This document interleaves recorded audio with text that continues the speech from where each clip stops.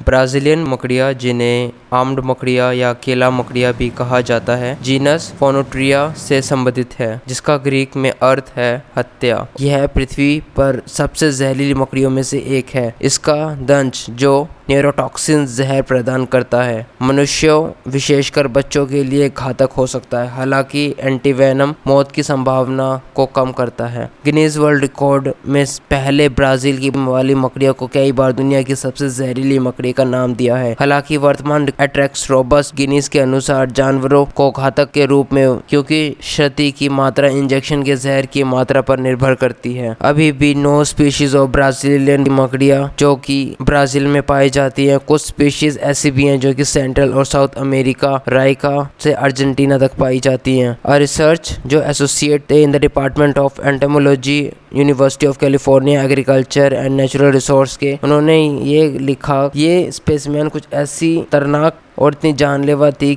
जो कि गलती से एक्सपोर्ट हो गई थी नॉर्थ अमेरिका टू यूरोप एक बनाना की शिपमेंट में। ये बनाना स्पाइडर मिस आइडेंटिफाइड करी गई एज ऑफ न्यूटीरिया। जर्मनी के कैरल जू में ऐतिहासिक संग्रहालय के अनुसार ब्राजीलियन की मकड़ियाँ बड़ी होती हैं, जिसका शरीर 2 इंच तक और पैरों की लंबाई 7 इंच तक होती है। प्रजातियां रंग भिन्न होती हैं, हालांकि सभी बालों वाली और अधिकतर भूरे और भूरे रंग की होती हैं। हालांकि कुछ प्रजातियां के पेट पर हल्के रंग के धब्बे होते हैं। फ्लोरिडा विश्वविद्यालय के अनुसार कई प्रजातियों में 2 सामने के पैरों के नीचे काले और पीले या सफेद रंग के बैंड होते हैं। इन अरैक्निड्स को भटकने वाली मकड़ियां कहा जाता है, क्योंकि ये जाले नहीं बनाते हैं लेकिन रात में जंगल के फर्श पर घूमते हैं, सक्रिय रूप से शिकार करते हैं। वे घात और सीधे हमले दोनों से मारते हैं। वे अपना अधिकांश दिन दरारों के नीचे छिपकर बिताते हैं और रात में शिकार करने के लिए बाहर आते हैं। ये कीड़े अन्य मकड़ियाँ और कभी कभी छोटे चूहों को खाते हैं।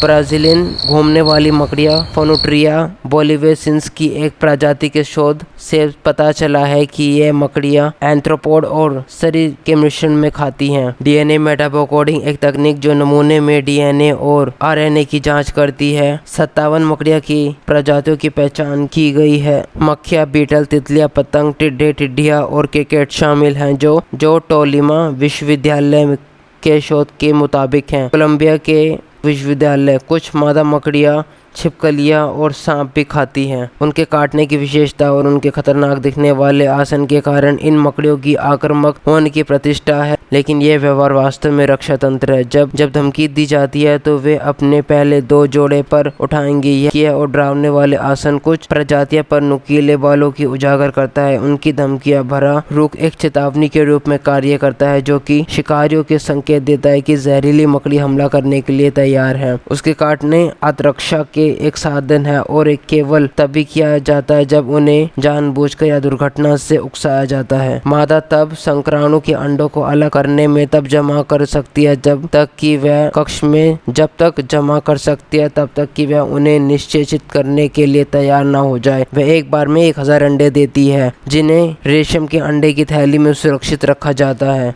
ब्राजीलियन मकड़ियाँ आमतौर पर 1 या 2 साल तक जीवित रहती हैं। जर्मनी के कैरल जू में प्राकृतिक ऐतिहासिक संग्रहालय के अनुसार ब्राजीलियन भटकती मकड़ियाँ का जहर प्रोटीन और पेप्सोडाइट्स का एक जटिल कॉकटेल है। पीड़ितों के न्यूरोमस्कुलर सिस्टम में जहर आयन चैनलों और रासायनिक रिसेप्टर्स को प्रभावित करता है। इन मकड़ियों में से किसी एक द्वारा काटने जाने के बाद उसे शुरुआती लक्षणों के अनुभव हो सकता है, जैसे काटने के स्थान पर गंभीर जलन, दर्द, पसीना, और 30 मिनट के भीतर लक्षण व्यवस्थित हो जाते हैं और उच्च यानी दिल की धड़कन तेज या कम होने लगती है, या हाइपोथर्मिया या चक्कर, धुंधली दृष्टि और अत्यधिक पसीना। जिन लोगों को ब्राजील की मकड़ियाँ ने काट लिया उन्हें तुरंत चिकित्सा सहायता लेनी पड़ती है। तीव्र दर्द और संभावित चिकित्सा जटिलताओं के अलावा ब्राजील की मकड़ियाँ के काटने से मानव पुरुषों को एक लंबा दर्दनाक इरेक्शन हो सकता है। जहर नाइट्रिक ऑक्साइड को बढ़ाता है, एक रसायन जो रक्त प्रभाव को बढ़ाता है। कई अध्ययनों ने जहर को दवाओं में शामिल करने पर ध्यान दिया है, हालांकि ये काटने में दुर्लभ है और विष या हालांकि मकड़ी के काटने से इन विशेष परदों को संपर्क में आमतौर पर हल्के होते हैं। Institute of मेडिसिना